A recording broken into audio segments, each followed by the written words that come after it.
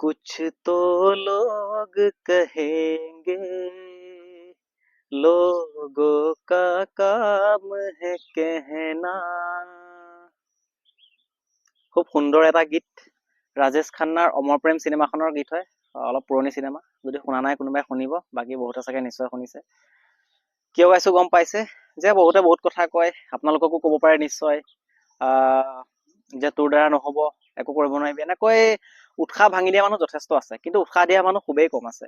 কিবা এটা যদি আপুনি ভাল কৰিবলৈ চেষ্টা কৰে, তেনেকুৱাত দেখিব বহুতে ঢেৰ কিবা কিবি কব, ইটো সিটো। আৰু এটা কথা আপোনালোকে মনত ৰাখিব, কিয় কয় গম পাইছেনে? এই কাৰণে কয় যে তেওঁলোকে গম পাইছে যে আপুনি ছাকচেছ হ'বলৈ আৰু বেছি সময় নাই, কাৰণ আপুনি সফলতাৰ দিশে গৈ আছে, আৰু তাকে দেখি আপোনাক হিংসা কৰি তেনেকৈয়ে ডাউন কৰিব চেষ্টা কৰে। সেইকাৰণে ভয় নকৰিব, লাগি যাওক নিজৰ কামত। এইবিলাক কাৰো কথালৈ ভ্ৰক্ষেপ নকৰিব। আৰু মই যোৱা সোমবাৰে এটা ভিডিঅ' দিছিলো তিয়কৰ পৰা, যিটো তাত আমাৰ চন্দন দাই অনুশীলন কৰায়। যথেষ্ট সাধাৰণ ব্যক্তি এজন, তেওঁ খুব ভাল মানুহ, আৰু তেওঁ তাতে অনুশীলন কৰায়, একো ধৰক ফিজ নোলোৱাকে। তাকে মই অলপমান দেখাব চেষ্টা কৰিছিলো। আৰু তেনেকৈ বহুতে আপোনালোকৰ মাজত কমেণ্ট কৰি কৈছিলে যে দাদা আমাৰ ফিল্ডলৈ আহিব বুলি। নিশ্চয়কৈ যাম, যদি আপোনালোকে বিচাৰে। মই নিজে নাযাওঁ, যদি আপোনালোকে বিচাৰে যে মই যোৱাটো, তেনেহ'লে মই নিশ্চয় যাম। আৰু স্ক্ৰীনত আপোনালোকে চাই লওক, মই কণ্টেক্ট নাম্বাৰ দি দিছোঁ, আপোনালোকে মোক ডাইৰেক্ট কণ্টেক্ট কৰিব পাৰিব এতিয়াৰ পৰা। আৰু ক'ব খালি, চাব এনেই ফোন কৰি নাথাকিব যি টি কাৰণত। যদি তেনেকৈ ক'বলগীয়া আছে বা মোক মাতিবলগীয়া আছে, নিশ্চয় ফোন কৰিব। এনেই ফোন নকৰিব তেনেকৈ, কাৰণ গম পাইছে মই অলপ ব্যস্ত থাকোঁ, অলপমান অসুবিধা হয়। বাকী মই আপোনালোকৰ কাৰণে সদায় আছোঁ। আৰু লগতে 3200 মিটাৰৰ কাৰণে ভিডিঅ' দিবলৈ কৈছিলে, কম সময়ত 2 মাহৰ ভিতৰত কেনেকৈ কৰিব পাৰিব। ইতিমধ্যে যিহেতু ইণ্টাৰভিউ একেবাৰে কাষ চাপি আহিছে, চ' নিশ্চয় দিম। আপোনালোকে কমেণ্ট কৰিব আৰু মই নিদিয়াকৈ থাকিম, সেইটো কেতিয়াও হ'ব নোৱাৰে। কাৰণ এই চেনেলটো আপোনালোকৰ কাৰণেই আছে, মই আপোনালোকৰ কাৰণেই ভিডিঅ' বনাওঁ। চ' সেইকাৰণে নিশ্চয় দিম। আৰু ইয়াৰ পিছৰ ভিডিঅ'টোতে হয়তো পাব আপোনালোকে, কিন্তু এইটো ভিডিঅ'ত অলপমান মই এইটো বিষয়ে ক'ব বিচাৰিছোঁ যে এতিয়া ইণ্টাৰভিউত আপোনালোকে কিছুমান কথা ধ্যান ৰখাটো খুব প্ৰয়োজন। মানে যদি ধ্যান নাৰাখে কি হ'ব, আপোনালোকৰ সময়ত কিন্তু বিৰাট কষ্ট হ'ব, টাইমিং বেয়া হ'ব পাৰে, কিছুমান প্ৰব্লেম দিব পাৰে। চ' সেইকাৰণে কথাখিনি আপোনালোকে ধ্যান দি শুনিব, যিহেতু ইণ্টাৰভিউ একেবাৰে কাষ চাপি আহিছে, আৰু 2 মাহ আছে বুলিহে ধৰি লওক। এই মাহটো আপোনালোকে বাদেই দিয়ক, যিহেতু বৰষুণ, বতৰ বেয়া, এনেকৈ গুচি গৈছে সময়। সেইকাৰণে ধৰি লওক যে আৰু আপোনালোকৰ মাত্ৰ 2 মাহ আছে। চ' 2 মাহত আপোনালোকে কিছুমান কথা ধ্যান ৰখাটো যথেষ্ট প্ৰয়োজন। বাকী চিডিউল মতে যদি অনুশীলন কৰিছে, আপোনালোকে কৰি থাকিব। আৰু লগতে যদি মই আপোনালোকৰ কণ্টেক্ট নম্বৰ দিছোঁ, আপোনালোকে মোক ৰাতিপুৱা 9টা বজাৰ পিছত আৰু ৰাতি 9টাৰ আগতহে কিন্তু ফোন কৰিব, তাৰপিছত নকৰিব, কাৰণ মোৰ অলপমান প্ৰব্লেম হয় তাৰপিছত। এনেকৈ বিশেষকৈ যোৰহাটৰ সকলে ফোন কৰিব, ওচৰৰ সকলে দূৰলৈ যোৱা প্লেনিং মই নাই লোৱা। সেইকাৰণে আপোনালোকে ওচৰৰখিনিয়ে ফোন কৰিব পাৰে, কিন্তু বেছি দূৰৰখিনি এতিয়া ফোন নকৰিব। লাহে লাহে যাম, চেষ্টা কৰিম, তালৈও চেষ্টা কৰিম, মই নাযাওঁ বুলি কোৱা নাই। কিন্তু প্ৰথমতে ওচৰখিনিৰ পৰা আৰম্ভ কৰিব বিচাৰিছোঁ। আপোনালোকে এতিয়া খুব তেল মছলা নাখাব। এইখিনি সময়ত কি হয়, তেল মছলা খোৱাটো এনেও আমাৰ কাৰণে বৰ ভাল নহয় যিহেতু। আৰু কিছুমানে মোক এইটো কমেণ্ট কৰি সুধিছিলে, এজনে সুধিছিলে যে দাদা তামোল খালে প্ৰব্লেম হ'ব নেকি? চাওক, এতিয়া মই তাৰ ওপৰত কি ক'ম, সেইটো আপোনালোকে নিজেই গম পাইছে যে ভাল বস্তু বেয়া বস্তু। এতিয়া তামোল নেচাৰেল বস্তু বাৰু, মই সেইকাৰণে নকওঁ যে একেবাৰে নাখাব বুলি, সিমান বেয়াও নহয়, কিন্তু অলপ চাই চিতি হিচাপ মতে খাব, খুব বেছি খোৱাটো ভাল নহয়। আৰু লগতে কিছুমানে গুটখা খায়, চিগাৰেট, বাকী মাদক দ্ৰব্য, এইবিলাকৰ পৰা একদম আঁতৰত থাকক। যদি সঁচাকে আপোনালোকে সফলতা বিচাৰিছে, তেনেহ'লে এইবিলাকৰ পৰা আঁতৰত থাকক। পিছত আপোনালোকে মোক এইটো কমেণ্ট কৰি নক'ব যে দাদা মই আজি 2 মাহৰ পৰা ৰানিং কৰি আছোঁ, কিন্তু মোৰ টাইমিং কম হোৱা নাই। সেইবিলাক কিন্তু কৈ লাভ নাই, কাৰণ যদি আপোনালোকে ভুলটো নিজেই কৰি দিয়ে, তেনেহ'লে টাইমিংটো বেয়া হ'বই। চ' সেইকাৰণে কথাখিনি আপোনালোকে ধ্যান ৰাখিব লাগিব। আৰু বিশেষকৈ ইণ্টাৰভিউ আগৰ পৰা যদিও ধ্যান কম ৰাখিছিলে, কিন্তু এই ইণ্টাৰভিউ যেতিয়া কাষ চাপি আহিছে, অলপমান ধ্যান ৰাখক এইখিনি সময়ত। কাৰণ বহুতৰ আপোনালোকৰ হয়তো এইটো শেষবাৰ ইণ্টাৰভিউ হ'ব পাৰে, হয়তো বহুতৰ এজ শেষ হৈ গৈছে, হয়তো এইটো আপোনালোকৰ শেষ ইণ্টাৰভিউ হ'ব পাৰে। সেইকাৰণে শেষৰবাৰ যদি যিসকলে দিছে, সেইসকলেতো আৰু বেছিকৈ ধ্যান ৰাখক। কাৰণ আপোনালোকৰ যদি এইটো গুচি যায়, তেনেহ'লে নেক্সট আকৌ নাপাব। সেইকাৰণে ধ্যান ৰাখক যাতে এইটো বাৰত আপোনালোকে ল'ব পাৰে। সেইকাৰণে ভালকৈ অনুশীলন কৰক। আৰু খুব ভাল কথা এইটোৱে যে যিটো জুলাই আগষ্ট মাহত হোৱাৰ কথা আছিলে, সেইটো এতিয়া অক্টোবৰলৈ গৈছে। খুব ভাল কথা যে এই কাৰণেই যে এতিয়া বোকাও হৈ আছে, বৰষুণো দি আছে, আপোনালোকে অনুশীলন ভালকে কৰিবও পৰা নাই। কিন্তু ছেপ্টেম্বৰ মাহৰ পৰা অলপমান এই বৰষুণ কমি যায় পৰিমাণ, হয়তো আগষ্টৰ শেষৰ ফালৰ পৰা অলপ কমি যাব, আৰু বোকাও নোহোৱা হ'ব ফিল্ডবিলাকত। ভালকৈ আপোনালোকে একদম ধুনীয়াকৈ অনুশীলন কৰিবলৈ 1 মাহ ধুনীয়া সময় পাই যাব। সেইকাৰণে কিন্তু এক প্ৰকাৰে ভাল হৈছে যে অলপমান পিছুৱাই দিছে যদিও ভালেই হৈছে, যে আপোনালোকে ভালকৈ ৰানিংখিনি কৰিব পাৰিব, লং জাম্প ভালকৈ অনুশীলন কৰিব পাৰিব। সেইকাৰণে এই কথাকেইটা ধ্যান ৰাখিব। আৰু খুব চৰ্বিজাতীয় খাদ্যবিলাক আপোনালোকে নাখাব। এতিয়া খুব ফেট থকা, যেনেকৈ বহুতৰ এতিয়া প্ৰিয় খাদ্য যদি মই কওঁ, গাহৰি মাংস বহুতৰ কাৰণে প্ৰিয় হয়।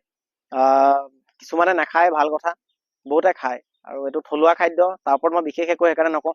কিন্তু জানে যে আপোনালোকে তাত চৰ্বি কিমান থাকে, সেইকাৰণে অলপমান চাই চিতি খুব বেছি পৰিমাণে নাখাব, নহ'লে খুব ভাগৰ লাগিব আৰু খুব ফোপনি আহিব। সেইকাৰণে মই কৈছোঁ, খুব ফেট থকা বস্তু একদমেই ভাল নহয়, স্পৰ্টছৰ কাৰণে একদম ৰিকমেণ্ড নহয়। চ' সেইটো আপোনালোকে নকৰিব ভুল। অলপ কমাই চলক এইখিনি সময়ত। যিমান কমাই চলিব আপোনালোকৰ নিজৰ কাৰণে ভাল। এবাৰ চাকৰি লৈ লওক, তাৰপিছত আপোনালোকে যেনেকৈ যি কৰে সেইটো কোনো কথা নাই। কিন্তু এইখিনি সময় অলপমান ধৈৰ্য ধৰক, কিছুমান বস্তুৰ পৰা আঁতৰত থাকক, আৰু লগতে ৰানিং কৰি অলপমান ভাল আহাৰ খাওক আৰু লগতে ৰেষ্ট কৰক, কাৰণ শৰীৰটোক ৰেষ্টটো লাগিব যথেষ্ট। এই সময়খিনি বিশেষকৈ এই 2 মাহ অলপমান মেইনটেনেঞ্চ কৰিব শিকক। যদি ভালকৈ মেইনটেইন কৰে তেতিয়া আপোনালোকৰ ৰিজাল্ট খুব ভাল ওলাব। আৰু লগতে কি কৰিব, এই 2 মাহত আপোনালোকে অলপমান খোৱা বোৱাখিনি ভাল কৰক। গধূলি সময়ত আপোনালোকে এক্সট্ৰা যেনেকৈ বুট তিয়াই থৈ পেলাই লগতে গোটা মগু এইবিলাক আপোনালোকে তিয়াই থৈ খাব পাৰে, গাখীৰ খাওক, লগতে ডিম খাব পাৰে, বইল ডিম। আৰু এনেকৈ আপোনালোকে খাদ্য খুব এক্সট্ৰা বহুত বেছি নালাগে, বহুত আপোনালোকৰ প্ৰটিন ছাপ্লিমেণ্টৰ প্ৰয়োজন নাই। যিখিনি ঘৰত আপোনালোকে থলুৱা খাদ্য আছে সেইখিনি ভালকৈ সেইখিনিয়ে খাবলৈ চেষ্টা কৰক। তেল মছলা কমাই খাওক, ঘৰুৱা শাক পাচলি বেছিকৈ খাবলৈ চেষ্টা কৰক। সেইবিলাক কৰিলে যথেষ্ট হ'ব, এক্সট্ৰা আপোনালোকে একো লোৱাৰ প্ৰয়োজন নাই।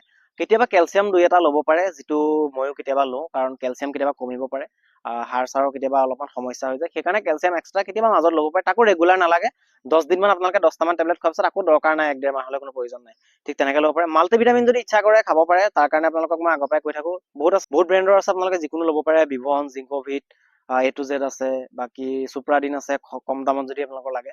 বাকী ঢেৰ আছে আৰু ল'ব পাৰে, ভাল মাল্টিভিটামিন যি আছে সেইবিলাক আপোনালোকে ল'ব পাৰে। প্লান্ট বেছ যদি ল'ব পাৰে আৰু বেছি ভাল, সেইবিলাকত কেমিকেল নাথাকে।